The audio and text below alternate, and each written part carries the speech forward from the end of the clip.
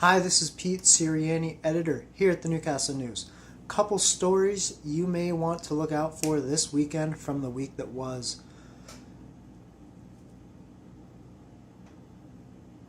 Beginning in our Wednesday newspaper, we started a 4-part series that ran from Wednesday until Saturday about solar energy, solar panels.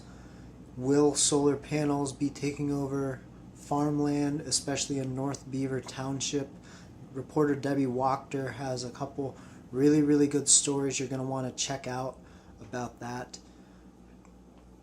Debbie Wachter also covered and has been Debbie Wachter is also covering the Michael J. DiBaggio murder trial that's going on in the Lawrence County courthouse, and that stems from the July 2019 murder of Darren Jevkak, and that trial is expected to wrap up early next week. They've already been in court all of this week, so you can check out those two topics, multiple stories on each topic, one on solar energy, the future of solar energy in Lawrence County, and also the Michael J. DiBaggio murder trial. All of those stories can be found online at ncnewsonline.com, our mobile apps, our social media pages, or in the daily newspapers, however you get your Newcastle news. There you go. And we're rolling.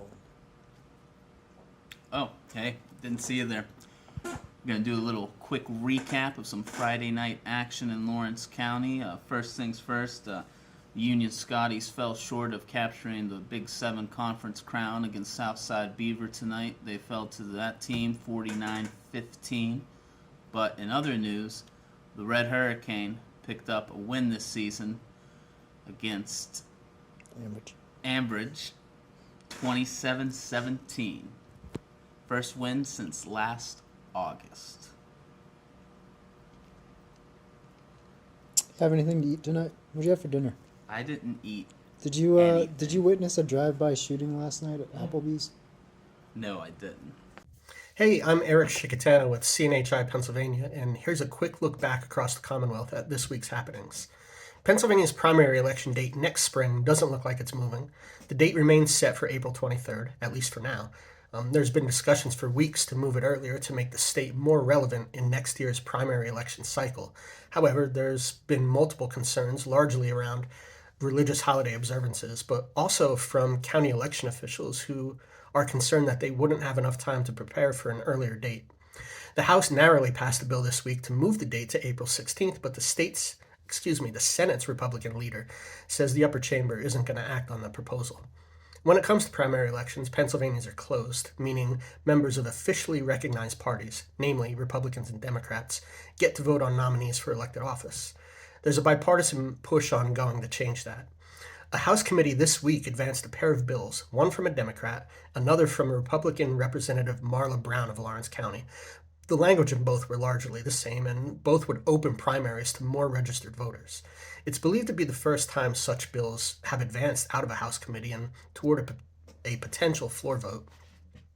Brown's bill specifically seeks to allow non-party affiliates and members of minor third parties, about 1.3 million voters combined, the opportunity to choose one major party's ballot to vote for nominees. The other proposal was limited to non-party affiliates. The first figures from Pennsylvania's automatic voter registration program showed 54% growth in registrations at PennDOT licensed centers. That's all within the first month. The figures were compared to 2021, which was the last non-federal election cycle.